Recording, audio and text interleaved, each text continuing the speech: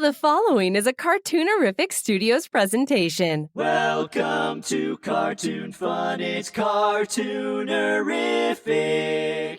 Yeah! It's Cartoonerific.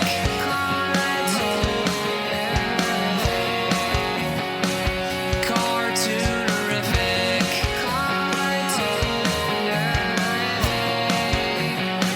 It's Cartoonerific.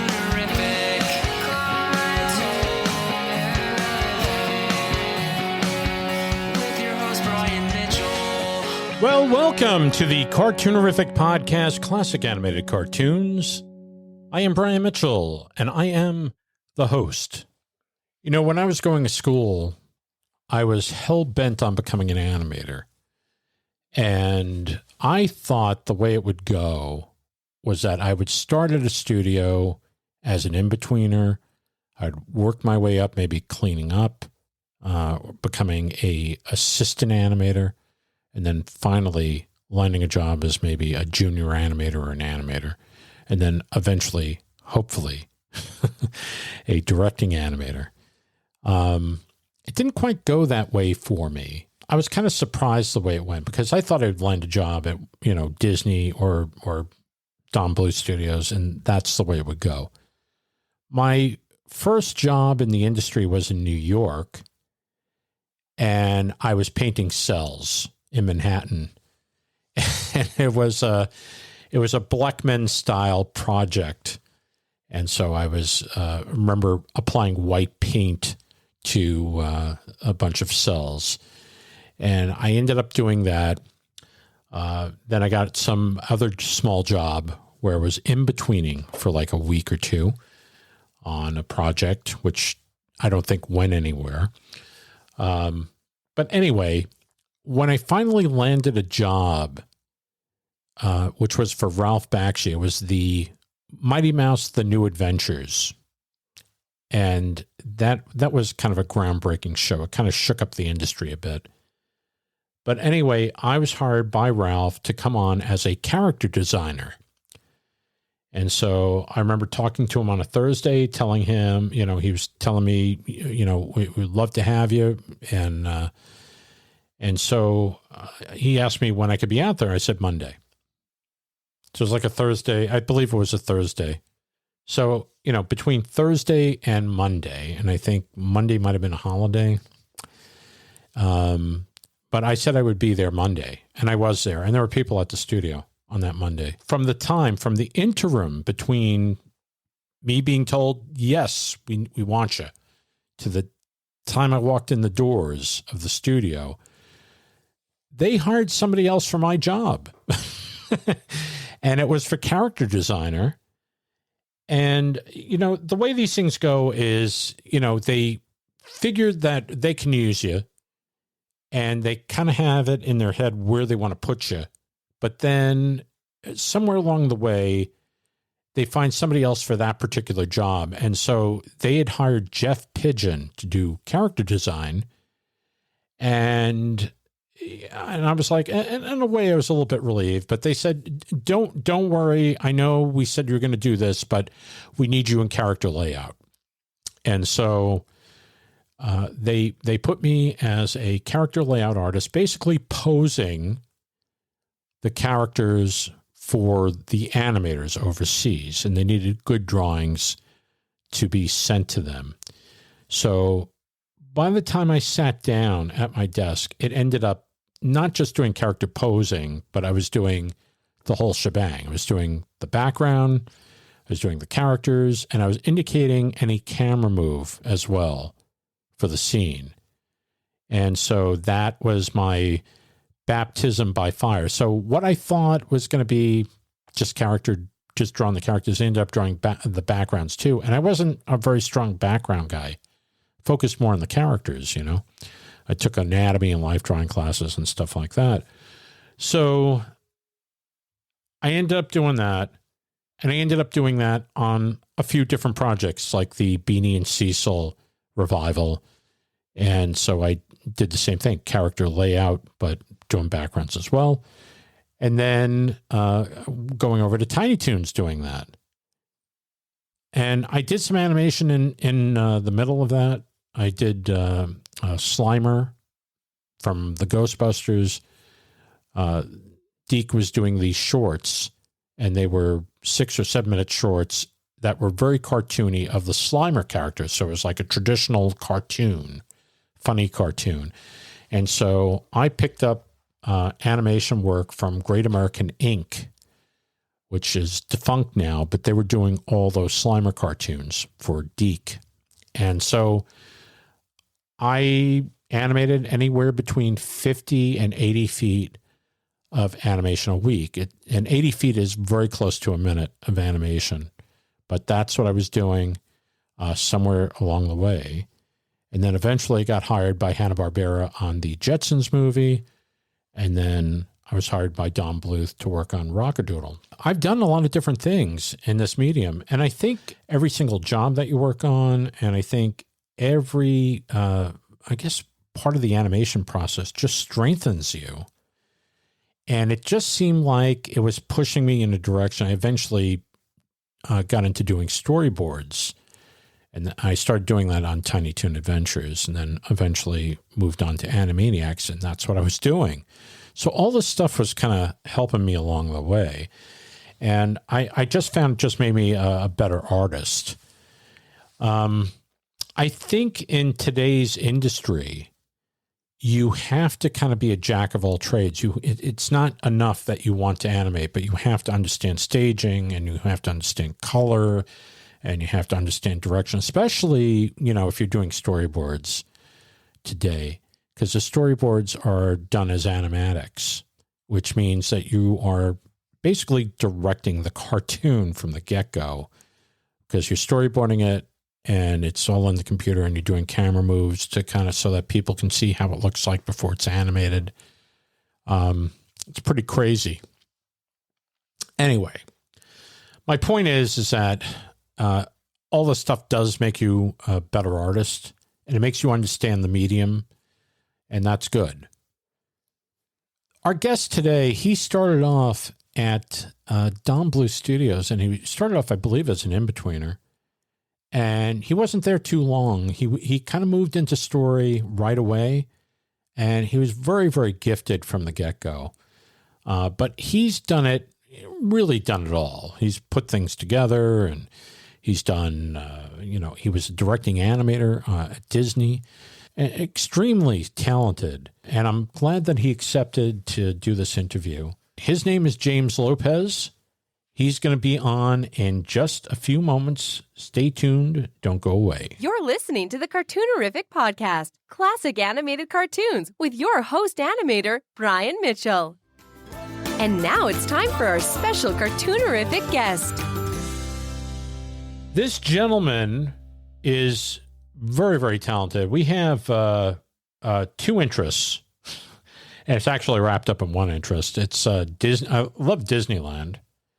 I really love the Haunted Mansion. I love the way it's styled, whatever. He has a whole room in his house where he works out of, where the wallpaper is actually the Haunted Mansion wallpaper. He's a big fan of that.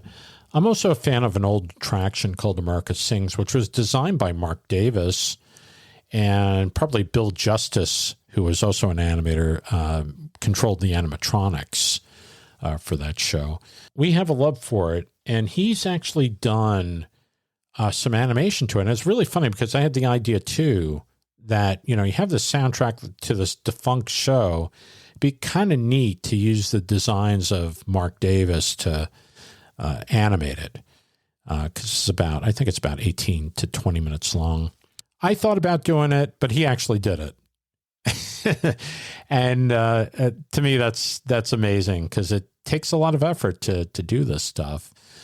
Anyway, I just want to welcome, he's a fine artist. He's a brilliant animator, and I'm glad that he could be on the show today. Please welcome Mr. James Lopez. Hi, James. How are you doing today? I'm doing very good. And yourself? I'm doing fine. I feel good. I hope you feel good. We're looking at each other. This is an audio only podcast, as a lot of people know. But I can see this is your studio that you're sitting in, right? Yeah. And It's actually a detached garage, is what it is. Oh, really? Yeah. And it looks like it's the Haunted Mansion in there. So Yeah. Yeah, I So- decided to theme it out, I guess. yeah. Is that the actual wallpaper from the Haunted Mansion, or? Yes, it is actually. Wow. It's authentic Victorian wallpaper, and the wallpaper we're talking about, it's the wallpaper when you first walk into the Haunted Mansion, when you first enter the attraction in the foyer, Right. when they do the intro and stuff. It's the green with the lilies, and stuff. But it's actual Victorian wallpaper, and it's funny how I came across it. My wife and I we were at a bed and breakfast up like I want to say like in Eureka or something like that up the coast, Mm-hmm. and it was a Victorian like house kind of thing, and they had the pattern there, but it was in pink, and I was like, I knew this pattern, and I'm like, what? This is from the Haunted Mansion. Where did you get that? Right. And the woman informed me that it was a place in Benicia, California, that they make restoration wallpapers, and Oh, wow. and I looked them up, and sure enough, they have it for sale. And it's a bit expensive. That's because it's actually like hand screened, Wow. just like they used to and stuff. And so I just bought a bunch and had it done. And then, well, on my other wall, which you can't see because there's one wall that I made where it's the demon face wallpaper Yes. that has, the eyes, the kind of Right. choose. So that one I actually had to paint because they don't make that. At least nobody, So Wow. that one I had to use like a stencil and actually, paint it by hand. Oh, But wow. I have that. But, Well, looks really cool behind you. So, thanks. let's talk a little bit about your childhood. How where'd you grow up and This is like therapy. it might be, I don't know. It could be like therapy. Like, Yeah. oh, well, Doc. Let's see. Well, where did I grow up? I grew up in Southern California, here in Cerritos. Not too far from Disneyland, actually. Right. Yeah, and if we're talking about, like my career and stuff like that, I think got started really early drawing. How old were you when you started drawing? I think pretty much since I could hold a pencil in my hand. My mother, bless her soul, she saved my drawings, and she had some dated as far back as I think like 74, which would have made me like probably about 3 or 4 years old. Wow. Wow. And I still have them, and I'm glad that she saved them. She saved everything I did. So Yeah. No, it's kind of Yeah. neat that you could look back and it looks like sometimes it looks like something out of the Stone Age. It's primitive, Yeah. But so Because I used to trace a lot. You know what I mean? I used to Mhm. copy and trace a lot, and in order to do that, I needed a light table, but we didn't have a light table, so I used to hold like the book. If I was tracing from a book or something, I used to hold it up against the window while it was daylight out, Mhm. and then put a paper over and trace it until my arms got tired to be like, oh, and then Right. my parents got me a light table, but it had like one of those regular light bulbs, and Mhm. after I used it for a while, the table would get really hot. Ow, ow, ow, ow. Yeah. I think a lot, Don Bluth used to trace comic books. Oh, really? Yeah, that's what I heard. Oh, okay. Well, that would make sense. Yeah. like- Well, I think it's you're trying to figure the stuff out, and by tracing, kind of gives you an idea of the size, the sizes of things. And I think I did a little bit of tracing when I was a kid, but then just to kind of figure it out, and then I would try to freehand it. And I think everybody just kind of goes that way, Yeah. Were you influenced? What kind of cartoons did you watch when you were a kid? Or did you? You know, I've heard people say, "Oh no, I never watch cartoons." Really? Yeah. It seemed like I watched nothing but cartoons. I would watch like Saturday mornings, and then of course then they would come on in the afternoons, Right. along with like which they were reruns at the time, but I didn't know of the 1960s Batman show. They used to air that in the afternoons, in between cartoons, but Yeah. They were you know, pretty cool, right? yeah, they were Yeah. great. I mean, it What was a great time to be alive. Yeah. Did you watch any of the classical animation, like any of the old Warner Brothers or the Looney Oh yeah, Tunes? because those are the ones that used to be on like in the afternoon. So there would be like easily like a half hour or hour block. Hmm. I think that it would be like the local stations would program that stuff. So Right. it'd be like here in LA, it would be like Channel 5 or Channel 9 or something like that. Yeah. Um, and they would show those in the afternoon. So yeah, but it's funny because, again, I didn't get the concept that they were really old. You know what I mean? Like I didn't get the concept of syndication, it's like, because it was all new to me, it's like, it Of didn't matter course. what. Right. Yeah. No, I grew up on all that stuff, Looney Tunes and the Paramount cartoons, Terry Tunes. I don't think they were running them. I think in the 70s, I think they kind of petered Yeah, out.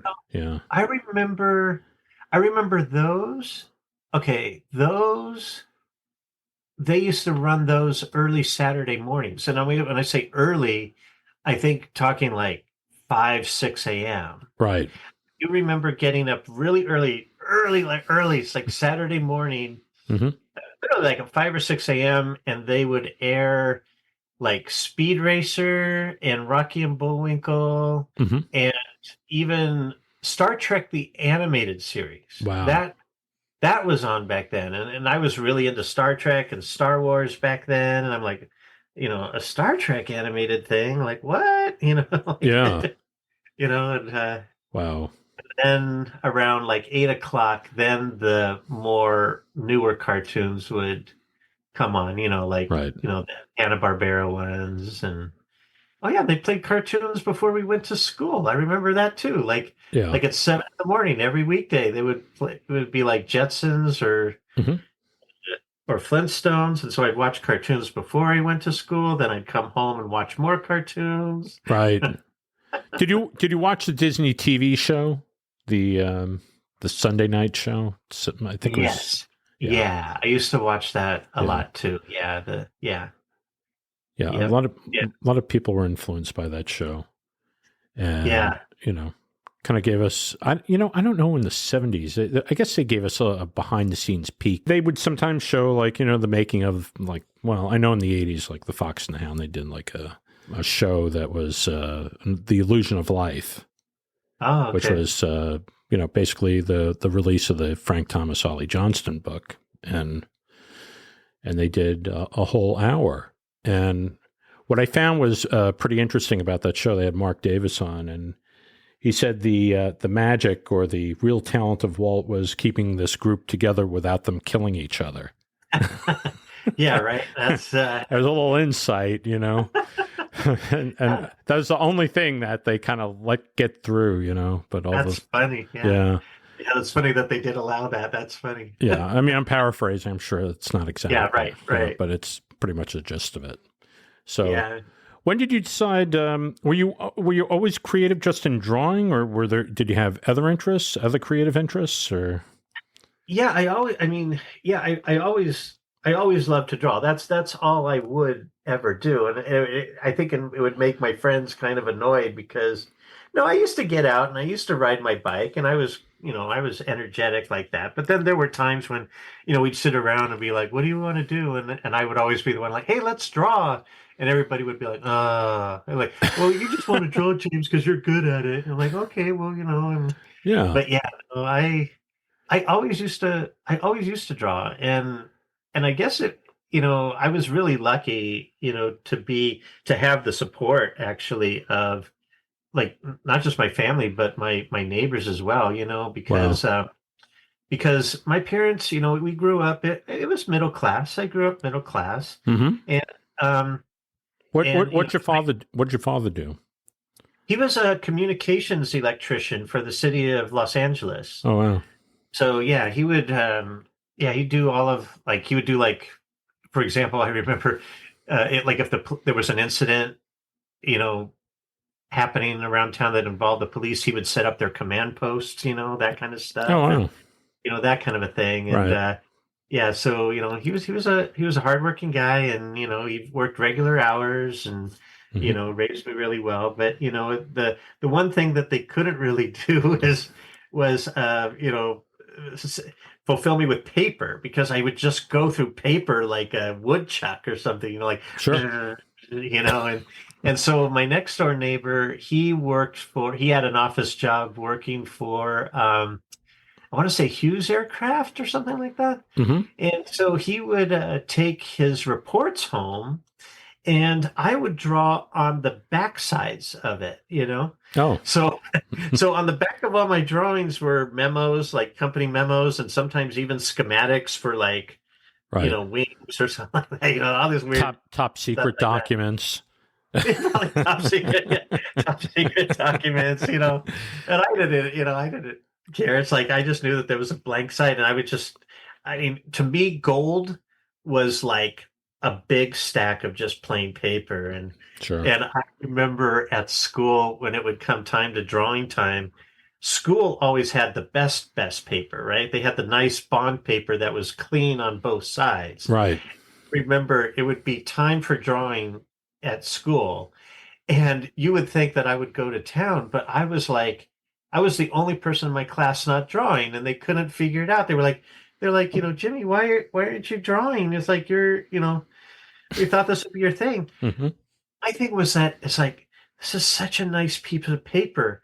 I don't want to waste it on a whim of a drawing. I'm going to save this for later, for when I have a really good concept. You know what I mean?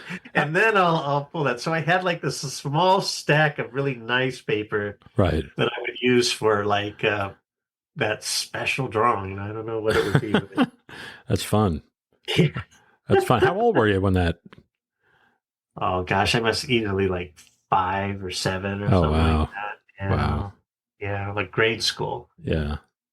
When did you think that you were going to like pursue this? Because I'm okay. I don't know. Yeah. Sometimes my memory is faulty, and sometimes it's like right on the mark. But I kind of remember you being like really enthusiastic about video games, Mm-hmm. and I think correct me if I'm wrong, but you kind of came at it from that angle, coming Mm-hmm. into, because your first job was the Don Bluth studio, right? Yes. Uh-huh. How'd that come? Well, when did you decide that this was something that you wanted to do? Well, kind of twofold. It was, see, I didn't know at a young age, like how animation worked. I wasn't sure, like, how does one do this, be an animator? Because it was confusing to me. I thought, Mhm. this sounds so stupid, but I thought you had to be like a really fast at drawings, because so that they wouldn't see your hand in the frame as you drew this stuff. It's so stupid. No, It's like, no, it's all right. It's all right. As a kid, it was like, well, because the TV animation and the feature animation really were different, because I could tell that TV animation was not stiff, but it didn't move as much Right. as the feature animation stuff did that you saw in the theater. Yeah. There was a clear delineation between those two styles. And I do remember there was a show that came on really early, like again on Saturday morning. I think it was like, it was either That's Cat, or I think it was another show called Serendipity or something. Mhm. Anyways, they went to the studio that did the Charlotte's Web production. Oh, And okay. Well, that would have been Yeah. Hanna-Barbera, right? I think it might have been, right? Yeah. I think so. They And actually did features in-house instead of farming it out. yeah, it was different back then. Yeah, in the Right. mid-70s. Yeah, they did them all in-house. Yep. And they had the kids, it was like a kids field trip, and they had all the kids draw on a little plastic cell and paint it on the back, and they showed how it was photographed. Mhm. And that's when it clicked, and I said, oh, wait a minute. This is like almost like the comparative of shooting like claymation or something. You know what I mean? Right. But it's with paper. Right. Because I somehow knew how claymation was done. I just didn't know how animation was done, like Right. paper animation. So that's when I said, okay, that's something I can wrap my head around. Okay, this is something I think I can probably do. And then kind of fast forwarding a little bit to like the early 80s, that's when Dragon's Lair appeared in the arcade. And I was like, I remember looking all over the cabinet. Like I was like wowed by this thing. And I remember looking all over the cabinet for the copyright Disney logo. And I couldn't find it anywhere. And I'm like, and it seems so odd to me that Disney wouldn't take credit for this thing because normally they take credit for everything, right? They're big on that, right? Yeah. And it wouldn't be until like, like because I guess we would call them a mall rat in my early, teens. Right. I would stop by like Walden Books, or something, or the bookstore there. Right. And I'd go to their magazine trades and I would look in the video and I think there was a cover with Dragon's Lair on it. I'm like, what's this? And then I picked it up and I read the article and I realized, oh my gosh, this is a rogue Disney animator that left on his own and is doing this, with his own small studio. And then I started paying more and more attention to it. Like, so then, we didn't have Google back then. So all we had were the trades and magazines. So That's I'd right. go back every week looking at the new trades, like anything new on Bluth or Dragon's Lair, like, and I'd read a little bit more and a little bit more every week. And, Right. and found out more about this guy. And the more I found out about it, it had like this real romantic story, right? Like, he steals half of the animation department to make animated films in his garage. Yeah. Pretty amazing, right? It was such a great story. Yeah. And but the nice thing about it was the fact that I think at that time, at that pivotal time, there was a concern that it was like, yeah, I do want to make this a career, but how many people are there actually out there to work for? There's like two. You know what I mean? There's Disney, and then whoever made those Saturday morning cartoons. What is it? Hanna-Barbera. Like, so if you're like, but then here was a third person. Yeah. So it kind of made me feel like it made me feel like I think because the way that the story was pitched, that Don was like this person that was trying to train themselves and young people and that kind of stuff, that it made it feel like, okay, if I can't get into Disney, Bluth would be a great like backup. You know what I mean? Right. That kind of a thing. And in some ways, it even kind of transitioned into like instead of Disney, I did kind of want to work for Bluth because of his I guess you call it a mission statement a bit. You know? Right. It was kind of like wanting to take on new ground, like more, I would say less family friendly stuff, because it was all family entertainment, but still, I mean, you're talking about, like look at some of the stuff that he did with, like Dragon's Lair and Space Ace. It's like, Daphne was, real sexy looking and stuff like that. It's like Disney would never do that, and or dogs dying, that kind of a thing. Like, oh my God, like a dog dying, and the devil dog that they eventually cut out from that famed sequence. In All Dogs Go to Heaven. Yeah. Yeah. It's like, I was like looking at it going, I want to do crazy stuff like that, Right. And so that's what was the real appeal to me. It was like the alternative, like alternative music, what I mean? Like, to pop music, and was really gravitated towards Don Bluth, and I really wanted to work for him particularly.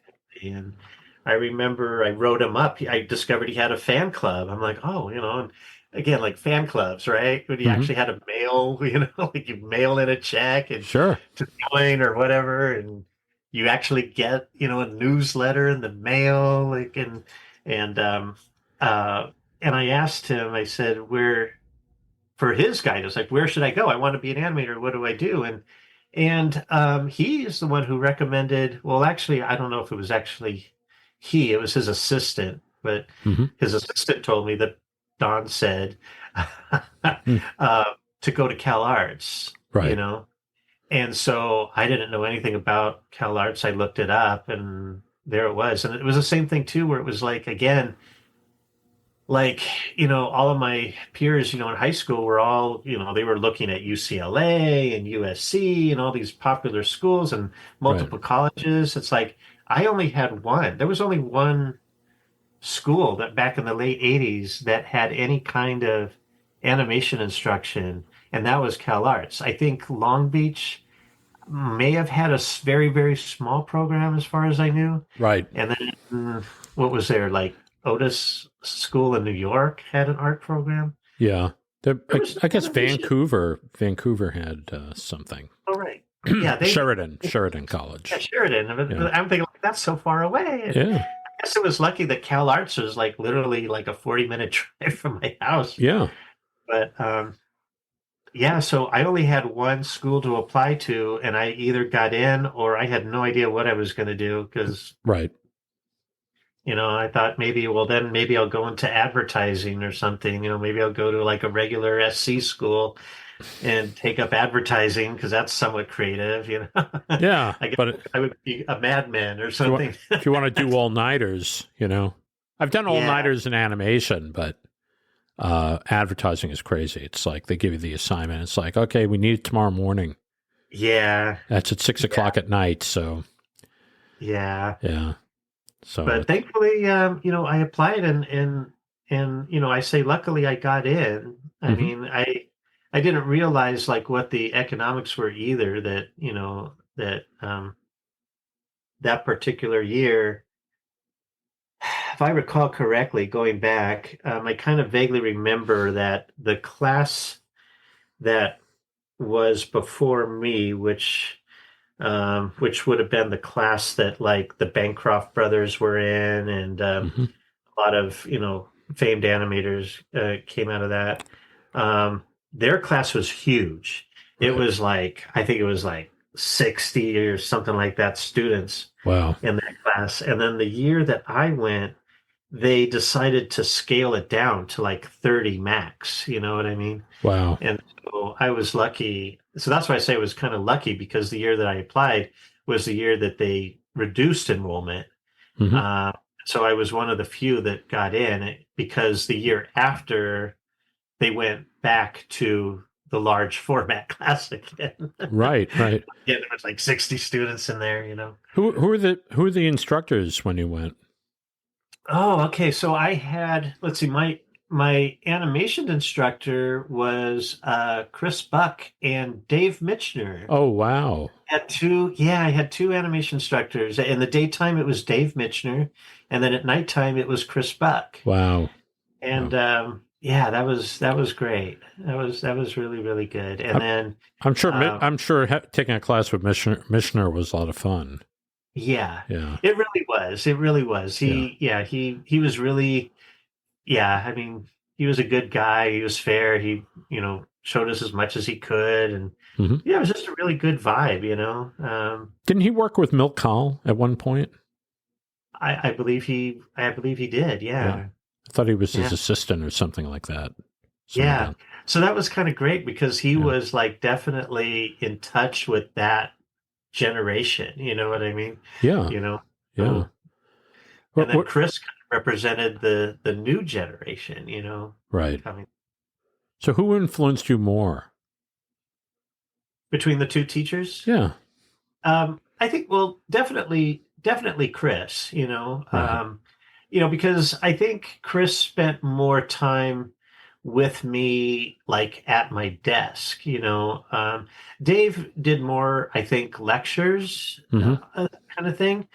And Chris did lectures as well, but then, after the short lecture he would make rounds and, Mhm. spend like, I don't know, however much time, with each one of us. And it was so funny because I think my classmates were all more wanted to hear stories from Chris, but I wanted to get the nitty gritty on how do you do this? Yeah, like forget the stories. I want to show me how to do this. Yeah, give me the meat and potatoes. Yeah. Don't give me any of that fluff. Well, partly because, like, again, like, even though we were raised middle class, I didn't have the money to. I think at the time I only had the money for 1 year of CalArts. Oh wow! And so I didn't think I would be going back for a second year. Because I know I applied for loans and I got them, but then they rescinded them partway through, and I had to take a small loan out. And so I didn't think it was going to go back for a second year. So I was like really hungry. I said, whatever I'm going to learn this first year, and then that's going to be it. Yeah, right. So that's why I was really really working. Really working hard. And trying to get as much as I could out from the practical sense, and then see where I end up. Right. In my second year, and then I think in the second year, I think it usually I got more loans, so it was I didn't have to pay as much. It was through Cal grants or whatever, stuff like that. So right. I was able to go back for a second year, but at the time I didn't know. Gee, scary, right? But it was, yeah. But it puts a fire under you. Yeah, definitely. To get the knowledge and get everything under your belt, so that the second year can refine. So what happened at the end of the second year? At the end of the second year? Well, actually, oddly enough, it was after my first year that, well, we knew about the producer show that, at the end of every year, CalArts has what they call the producer show. It's where they screen all of the student films for producers in town or came from out of town, whatever it was. They would have a special screening, and then afterwards, the producers would they would have a reception with the artwork up on the wall, and the producers were invited to approach the students for possible recruitment. And the thing is that it was typically for first year students, which I was. We were told, like, don't worry about it. Nobody's going to pick you. Nobody picks first year students. It's really more for the upperclassmen, right. That kind of a thing, and we're like, oh, okay, and I remember what I do remember. This is what I remember. It's kind of a funny story. Yeah, let's hear it. A week before the show, the Bluth, not Bluth, representatives from Don Bluth came to the school, like about 2 weeks before the show. And I remember it was so fun. It was like, we were hanging out in our classroom, which was consisting of like all of our desks, like just randomly arranged against each other. It was like a dump, you know what I mean? But that way we loved it, It's like It was just positioned however it was. We made it. We had little makeshift walls, so we had our own little cubicles, and we just hide ourselves in there and draw. I remember I was there, and my friends go by my cubicle. They go, James, it's like, Don Bluth is here. And I'm like, what do you mean, Don Bluth? And they're like, well, not the Don Bluth, but people from Bluth are here, and they're looking at your stuff. Because I had my stuff up on the wall. Right. And so we're all peering from around, we didn't want to be so obvious. So we were all peering from around the corner of the doorway, and we're like, oh, yeah, there's two guys. There were two guys there. We were all looking, pointing and stuff, like, oh my God, Do you remember who they were? Yeah, it was the production manager, Thad Wineline, and animator Ken Duncan. Oh, who animated Jane and Tarzan and Meg and Hercules, and eventually went on to make his own studio, Duncan Studio, and do the Mary Poppins animated sequences. Yep, wonderful stuff. Really wonderful stuff that he. Yeah. So, so get this, right? The head of the character animation program, Bob Winquist, he comes up to me at my desk, and he says, hey there, he had this funny little drawl, like, I "Hey, heard. Pop," say, hey, the the blue people want to talk to you, like me, and yeah, so I met with Thad and Ken, and I think they wanted to see my reel, which at that time was just random clips on a VHS tape. Right. Right. So, Wow. because we had a little pencil tester that worked off of video, so Hmm. um, I popped in the video, and Ken looked at it, and my film was about a car chase, because that's me. I love car chases. Right. So it stand to reason that my first animated film would be about a car chase. Right. But I had these little animated cars like Wheelie and the Chopper Bunch, or Speed Buggy. It was kind of like that. Yeah. And and Ken asked me, he says, like, do you like to do effects or character? And I'm like, well, character. Why do you ask? And he said, because you're drawing cars. I'm like, well, no, but they're cars with characters. So it's like, okay, whatever. Yeah, you're doing cars before cars. Yeah, exactly. But before the movie Cars. Yeah, that's what I mean. And so, yeah, like right there on the spot, they offered me a position to basically be Ken's assistant. Wow. In-between. Yeah, to be a rough in-betweener. Right. And it was a dream come true. That's what I wanted, right? After seeing Dragon's Lair, like, Yeah. gosh, it was probably like 5 years, just 5 years before in 83, right? That, see Dragon's Lair to now being offered a position like, you mean I get to work for Bluth? Yeah. Yeah. So you were offered a job as an assistant or as his rough in-betweener? Well, like his rough in-betweener. So, Yeah, I mean, okay. I say his assistant because I pretty much You would break it with down. him. Yeah. Yeah. So, but I ended up working for the other animators too, but primarily for him, Right. So I was kind of like partnered up with him, and it was a really great thing because it was really weird too, because I remember, well, my first assignment there was in between a scene that John Pomeroy did. It was for Rockadoodle, and it was I don't want to say the Great Owl. It was the Grand Duke. It was, Yeah. but he looked like the Great Owl from Secret of Nim. Yeah. He was like, those characters tended to look like other characters that they had done. yeah, in the exactly. Past, It's the house style, Yeah. So it was this action of him twirling his finger on the phone and stuff, and Right. and I could not do a single in between to save my life.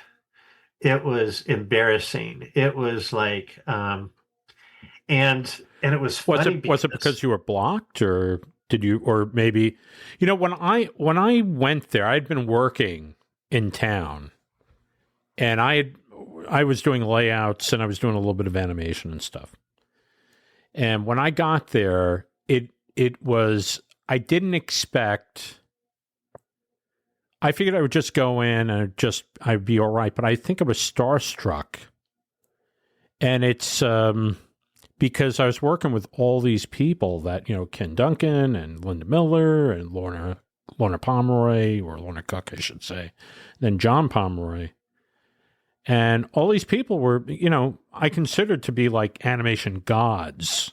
Yeah. And so I felt like I really felt like I wasn't worthy, to be there. And I don't know if that's how you felt. Was that similar, or? Well, I mean, I didn't know much of the animators who were there. Like, I didn't know, I mean, I didn't really know much of Linda. I just kind of knew Don, John, and Gary. Yeah. Primarily. And it's funny because, like, John had his own office that was apart from it. The building was like if you look down on it from above, this was a couple of blocks from NBC, right? Yeah, it was actually, you know what it was? It was a motel that was converted into a studio, like a motel. Like, oh, yeah, it was like a dingbat motel. It was a little tiny place on Olive Avenue. right. Yeah, that was converted, and So it was real small. It was a real small place, and it was just for their LA people because when they moved to Ireland, I think some of the animators there, I think, had enough of it and wanted to move back to the States. Right. And so they created this little annex studio for for John and Larry and Linda and right and everybody. Yeah.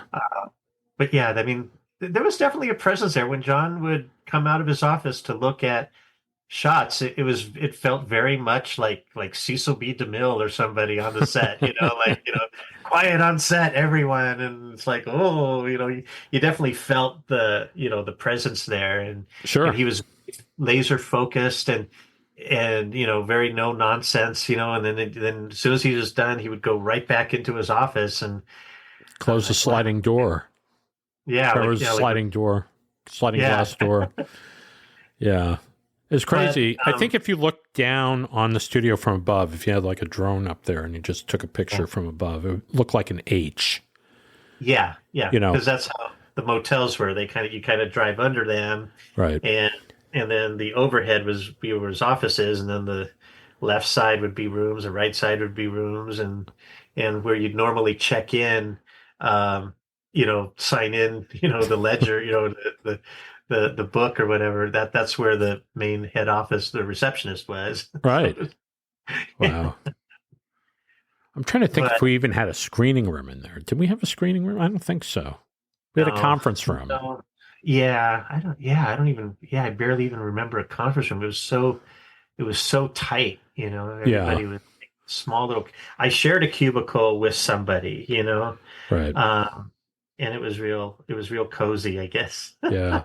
Well, they had me, you had the hallway going to the back, and I was sitting right in between Linda Miller and I think somebody else was on the left side of me. But I mean, her desk was up against, anybody who walked in that hallway, they just see my back. It was the only person exposed. My back was exposed on the chair, okay. And so I remember that not being so much fun. Okay. Because, I would concentrate and do my thing, but it was just like, it just felt like, like everybody was watching me over there. I don't know. Yeah. Just a weird thing. I remember when Don paid a visit to the studio and I was like, oh my God, Don's going to be here. I'm going to get a chance to meet him. And It was so cute because everybody knew that I was starstruck over Don. I was the kid. I was literally the kid. I was only, was I 19 at that time? I think, yeah, you were pretty young. Yeah. I was really young. Yeah.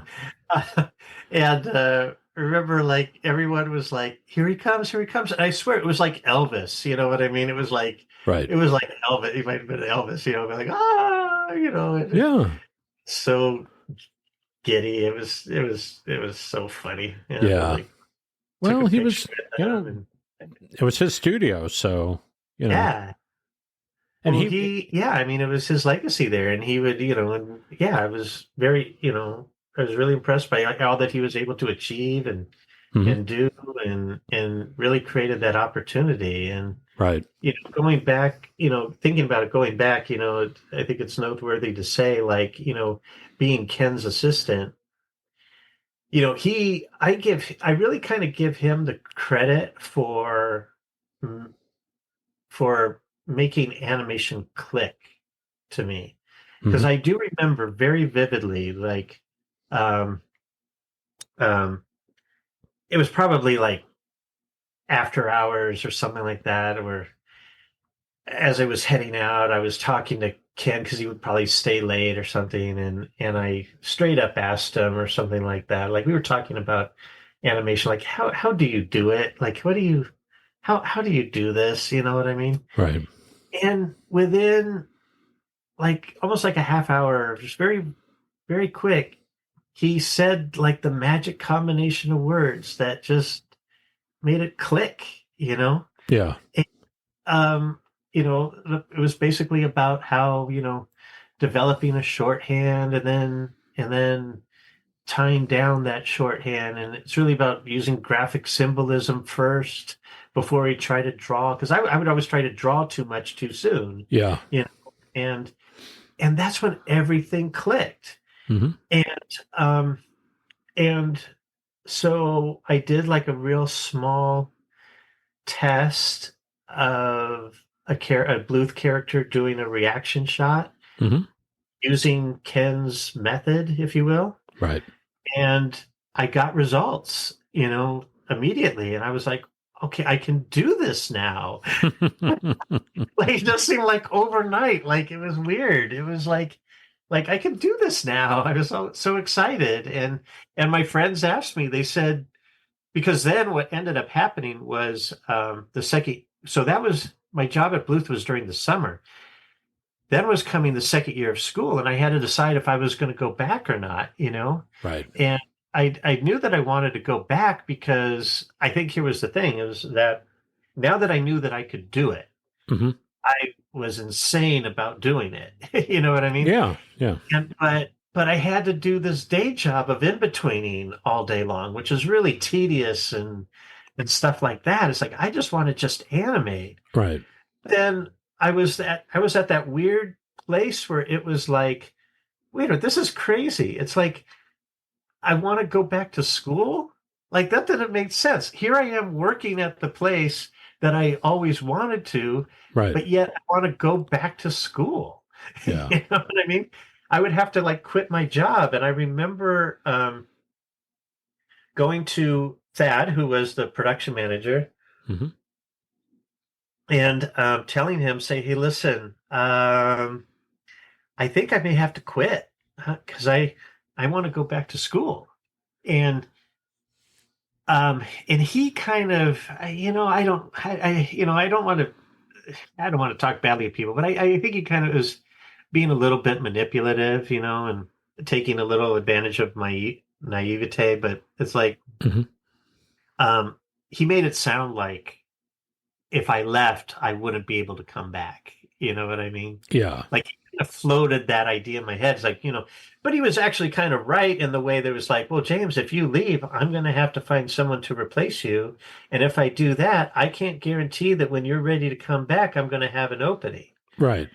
That's how it was kind of put. And it made perfect sense. And that's what really kind of made me like, think like, okay, what do I want? What do I want? You know what I mean? Like, and I made what I guess back then was a very brave decision to actually quit Bluth to go back to school. Right. And really explore my potential, Yeah. And so I went back and I actually ended up making a Don Bluth tribute film.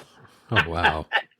Yeah, it was, and I'd done it all the same way. I saw how they did their storyboards. I saw how they planned everything out with their layouts and everything that Don and Dan Kinster would do. Right. And so I did my storyboards in exactly the same way, same format, everything. And then I animated in blue pencil, just like they did. And I did everything that they did. Mm-hmm. And then it was great because the following year, so then at the end of the second year, Mm-hmm. I had this film done, and I guess I didn't have much hope for Bluth because the words of Thad's words were haunting in my head. You'll never come back. You'll never come back. Right. And so I was like, okay, well, maybe Disney will take me or something like that. And Right. and I have something to say about that too. Okay, remind me to come back. Okay. So,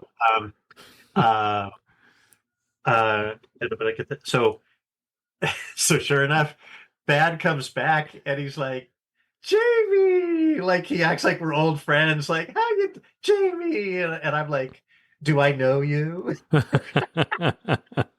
Was this Wait, at the are you the guy that tried to make me, Yeah. Was this at the end of the second year? This was the end of the second year, CalArts, the producer show, right? The producer show. Wow. So I did go back, but this time it was nice because they gave me the option of, this time Pomeroy saw what I was able to do. Mm-hmm. And they gave me the option to either stay in LA and, work with John to be an animator, or to actually go to Ireland to be trained by Don himself as a storyboard artist. Wow. That was the two options they gave me because they saw the storyboards that I did that were formatted exactly like how he did it. And so they said, you'd probably be a good match. Yeah. But let me circle back around because there's a little interesting story that I think is fun. The first year when I got picked up by Bluth, like 2 weeks before the show, this is what I was told. Okay, get this right. Okay. So I'm working now, right? I'm like working as an assistant at Don Bluth Studios, an in-betweener, Don Bluth Studios. So I couldn't go to the show, like because I was working, Right. I was working. So I didn't get off work until 6, and by the time you got traffic back to, it was probably closer to 7. Sure. The show was over by then because it was during the daytime. So I'm coming in, I'm coming back, and I'm kind of rushing down to the, character animation department because I want to, maybe there's leftover food. I don't know. Right. And my friends run up to me and they're like, James, oh my God, like, what? Come here. They pulled me into a conference room. This is what they told me is that, supposedly Disney wanted to hire me and my friend Mike Cachuela, who also got picked up. Mike Cachuela was one of my classmates. He would go on to do storyboards on a lot of Henry Selick's films, over there. Bluth hired both of us actually that day, Right. And so what my friends wanted to tell me was that apparently Disney was looking for me at the producer show. I think they wanted to hire me. Right. And I'm like, they did? I'm like, yeah. And guess what? And so Bob Winquist, the director of the program at the time, he had to give Disney the bad news to say, oh, well, I'm really sorry, but but he's working for Bluth now. He's working for your main competitor. And Disney was like, what do you mean? How? What? Well, Bluth showed up 2 weeks ago, and and they picked him up. So get this. So they were mad.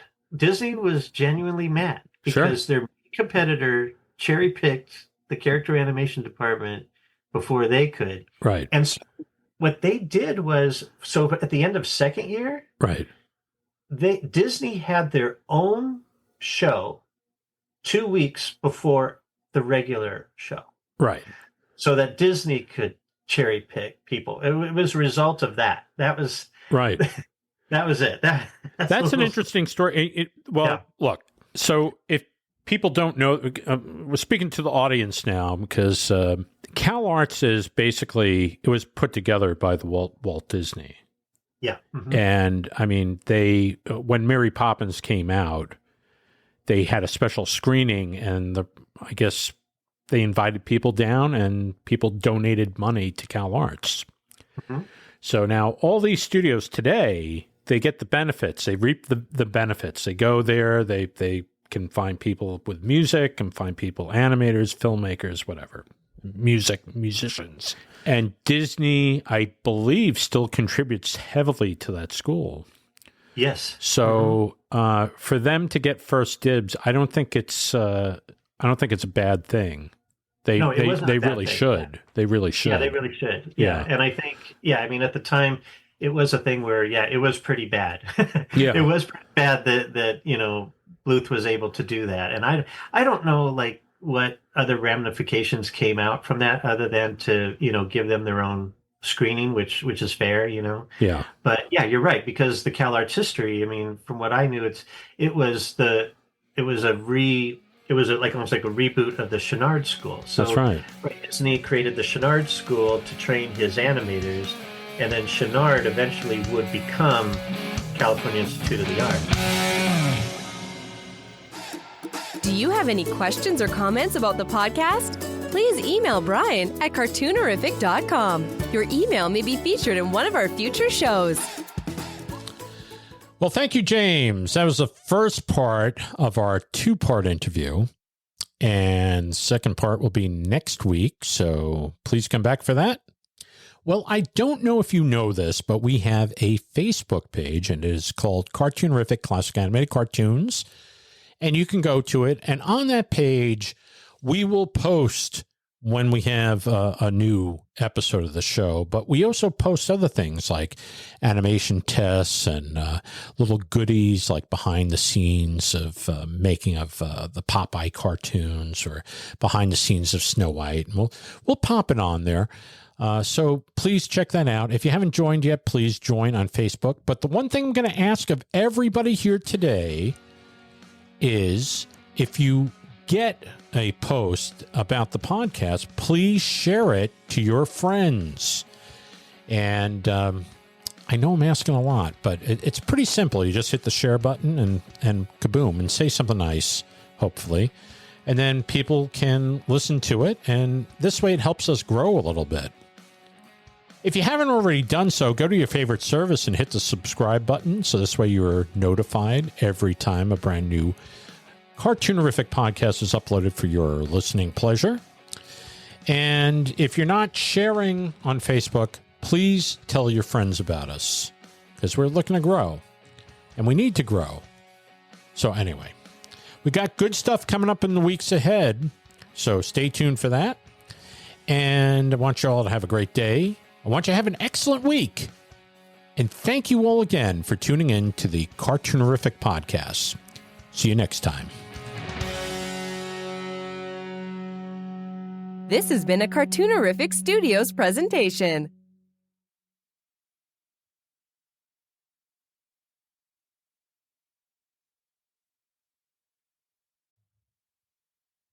The Cartoonerific podcast is copyright 2024 by Cartoonerific Studios Incorporated.